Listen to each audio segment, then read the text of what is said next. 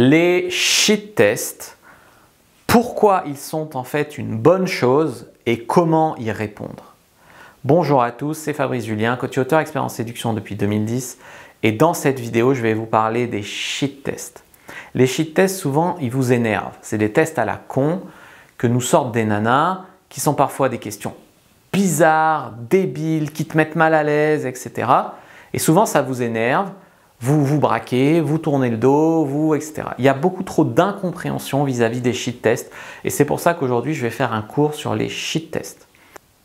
Je vais vous mettre dans la vidéo un petit e-book à télécharger avec plein d'exemples de cheat tests et des réponses aux cheat tests. Donc n'hésitez pas à télécharger cet e-book sur les cheat tests dans la description de la vidéo. Alors, beaucoup d'incompréhension sur les cheat tests, trop d'incompréhension. Un cheat test, ce n'est ni un rejet ni une insulte. Même si parfois on peut l'entendre comme ça. Tu vois, si je te dis « casse-toi, tu pues, t'es moche », c'est une insulte, ce n'est pas un cheat test.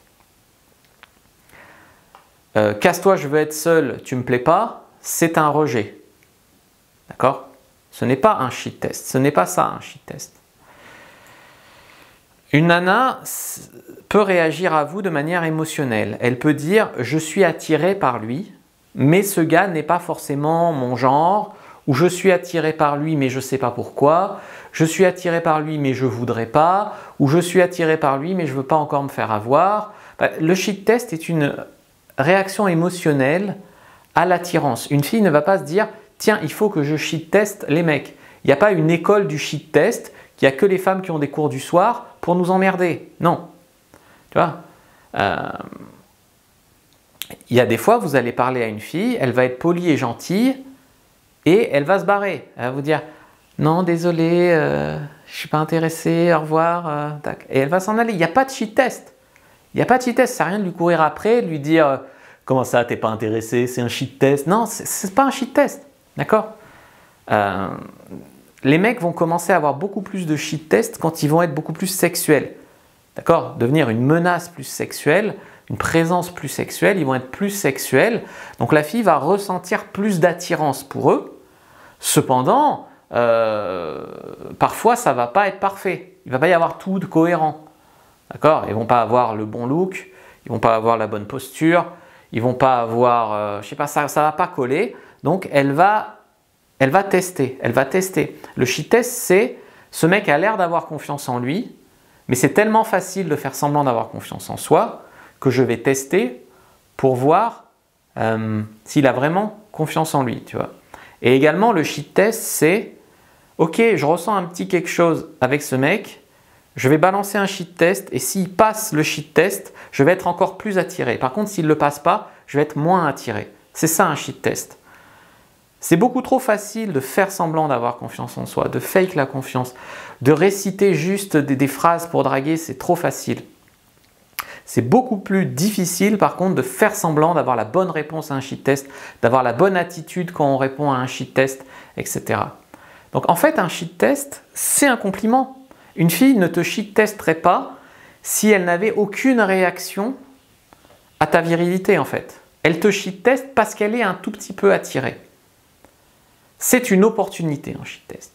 L'opportunité de faire grandir l'attirance en elle, ou aussi l'opportunité de te planter lamentablement et de la perdre totalement. Mais quand vous avez un cheat test, vous avez de la matière pour travailler, donc il ne faut pas merder. Mais vous avez de la matière pour travailler, tandis que quand elle, je sais pas, elle vous dit non poliment ou qu'elle ne vous répond pas, qu'elle vous snob, vous n'avez aucune matière pour travailler. Donc le cheat test, c'est de la matière pour travailler. Donc il ne faut pas s'énerver. Tu as compris qu'un cheat test était un compliment, donc ne t'énerve pas. Ne réagis pas émotionnellement, négativement à un cheat test. Tu peux l'ignorer, tu peux l'exagérer, tu peux te foutre de sa gueule, tu peux faire beaucoup de choses, mais t'énerver, l'insulter, réagir émotionnellement, te braquer, etc., ça va te desservir. Tu vas en fait perdre la fille. Donc tu peux te dire simplement « ouais bon écoute, moi j'ai pas la bonne réponse pour ça, bon on peut être normaux maintenant ?» Là tu mets vraiment, tu fais une mise en abîme du cheat test. Et la fille, elle a l'air conne. Je sais pas, attends, je parie que tu dis ça à toutes les filles. Ça, franchement, j'en sais rien. On peut parler normalement comme des adultes maintenant. Tu as ignoré le cheat test. Tu peux aussi y répondre avec humour. Y répondre avec humour ou exagération. Et tu peux aussi mal interpréter le shit test, d'accord? Donc l'idée, c'est par exemple de souligner à quel point c'est ridicule. Tu dis ça à toutes les femmes? Mais oui, je dis ça à toutes les femmes, même à ma grand-mère. Allez, on peut se poser des questions normales maintenant. La frame, j'en ai beaucoup parlé, la frame c'est le cadre de conversation qui est autour de ta conversation. C'est le sous-texte à la conversation.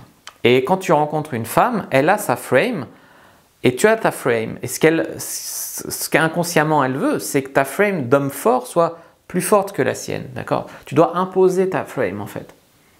Donc, vous devez montrer que vous n'avez pas peur d'elle, que vous n'avez pas peur de ses tests, que vous arrivez à avoir de la répartie et à penser même en cas de stress. D'accord?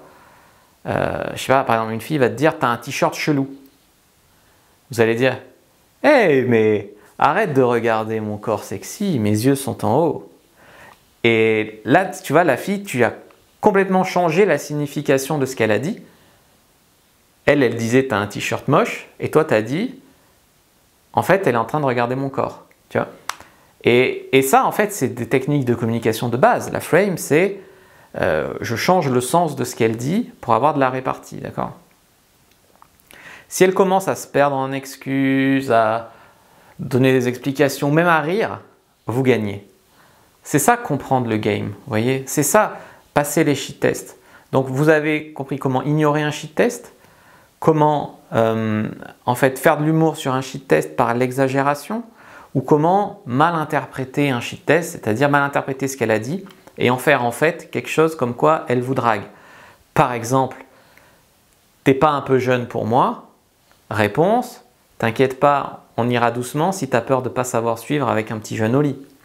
Tu as mal interprété ce qu'elle a dit et tac, tac, tac. N'hésitez pas à télécharger votre petit e-book avec plein de réponses, pas pour les répéter comme un poème, d'accord? Mais pour avoir travaillé votre répartie et avoir beaucoup plus d'exemples de répartie, je vous le mets dans la description de la vidéo, avec plein d'exemples de shit tests et de réponses aux shit tests et des explications sur ce que sont les shit tests. N'hésitez pas à liker, commenter, partager. Moi je vous dis à bientôt et que le Dieu de la séduction soit avec vous les amis.